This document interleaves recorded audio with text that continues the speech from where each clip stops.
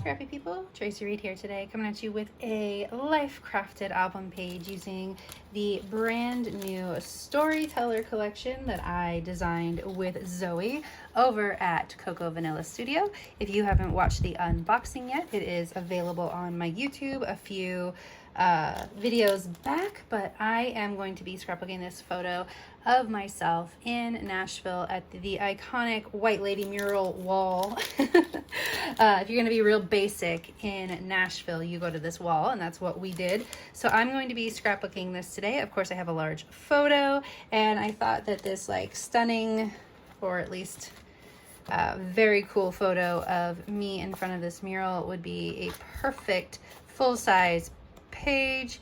And we are going to use the A5 paper stack, which is almost exactly perfect for a out of the page protector life crafted page. My brain is just not functioning on all cylinders today, but that's okay because I'm going to go over to the voiceover about now, and you won't have to listen to whatever's wrong with my brain today, and hopefully I will be in a better brain space when I do the voiceover. So let's get started. Alright, so this layout came together really quickly because they often do when you are using giant photos like this, but I really had no idea what I wanted to do here, which is why I have so many papers pulled out. But I quickly paired it with this blue paper that I felt really matched. It doesn't match, like it's not the same blue, but I felt like the blues really created a whole vibe for this layout. So I'm going to use it as my background paper, and you can see I'm testing out a bunch of different papers here. I'm not quite sure what I want to do. You can see I almost tore into that one. I was like, well, maybe I should use butterflies because there's wings. But what I ended up doing is finding this rainbow stripe, which is one of my most favorite papers of all time ever. So of course I gravitated towards it. So I cut it down to like a 2-inch strip, and now I'm very carefully ripping the top edge to keep as much as possible on the paper. And then I'm going to do the same thing with the bottom edge. I've cut it in half because I'm going to put the pink and yellow on one side and the blue and green on the other side. I thought maybe I would do it this way because that would be a lot of blue on the blue paper, but I really wanted it in rainbow order. You know, I have an obsession with rainbow, so I kept it in rainbow order. And then it ended up not really mattering because I'm going to move that blue and green set of stripes up to the top of the page. So it does matter. They're still in rainbow order, but they don't like rainbow across the page because they do get separated. So I did tear down some of that butterfly paper too. I'm going to actually put it behind the stripy paper instead of in front of it, because the stripes are going to be the foundation for both clusters. I'm going to create 2 clusters on this spread based on those like horizontal stripes or strips of paper. I saw that Wild and Precious Life card, and instead of using it as a card, I decided to use the chipboard. I didn't realize that the phrase and the frame were separated, so I thought about putting them back together, but it took up a lot of room on the bottom of that page, and so I didn't want to cover up any of me. So instead I separated them. I thought about keeping the frame horizontal and putting it on the bottom of that photo, but pretty quickly I decided I wanted the frame to be on the right hand side, so I'm going to do this Wild and Precious Life chipboard on or underneath my feet, basically on this side instead.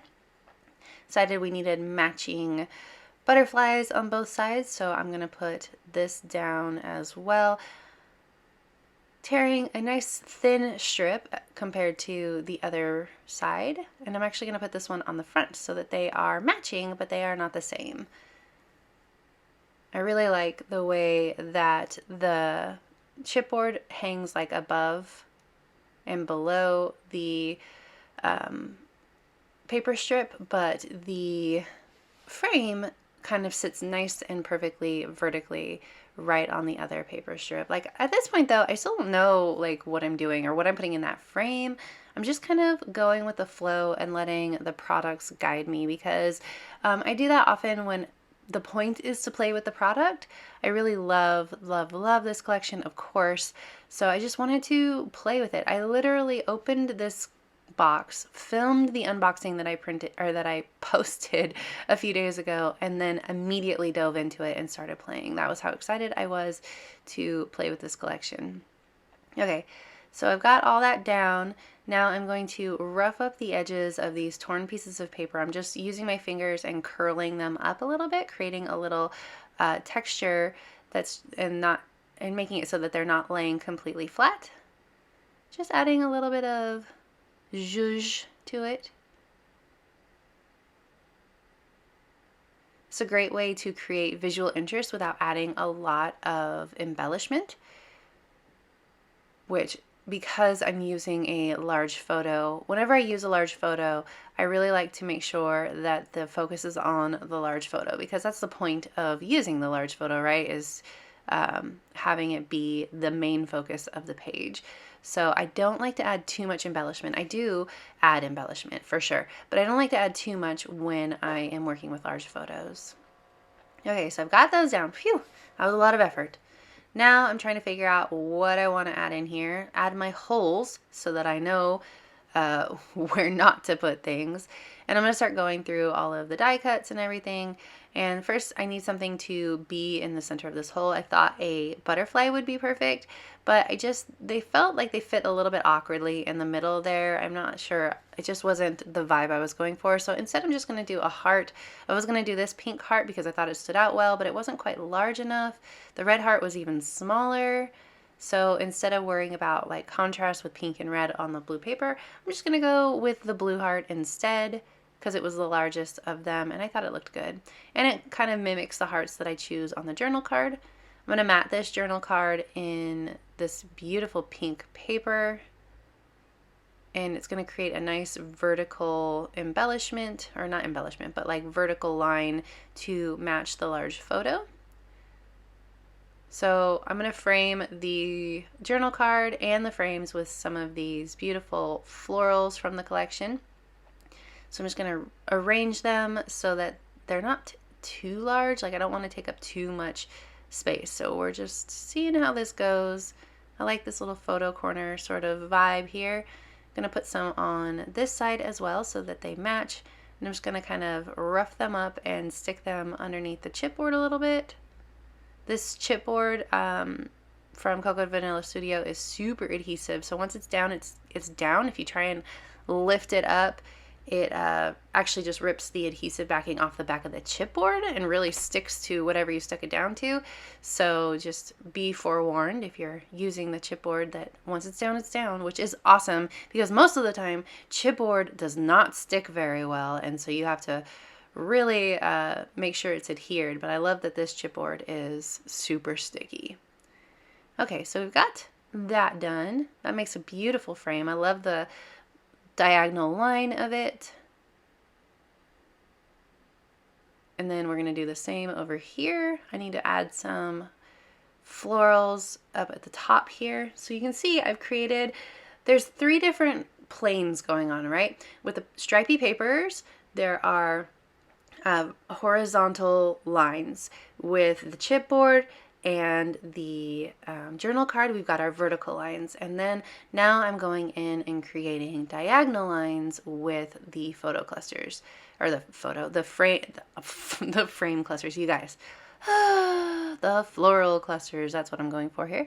So I'm creating diagonal lines. You can see there's a diagonal from left to right on the left hand side, and then there's a diagonal from left to right on the right hand side as well. So when we create visual lines like that, it leads our eye around the page. All right, so last but not least, before I add in my journaling off camera, I'm just going to I'm going to add this little cluster here. This to my cluster. Okay.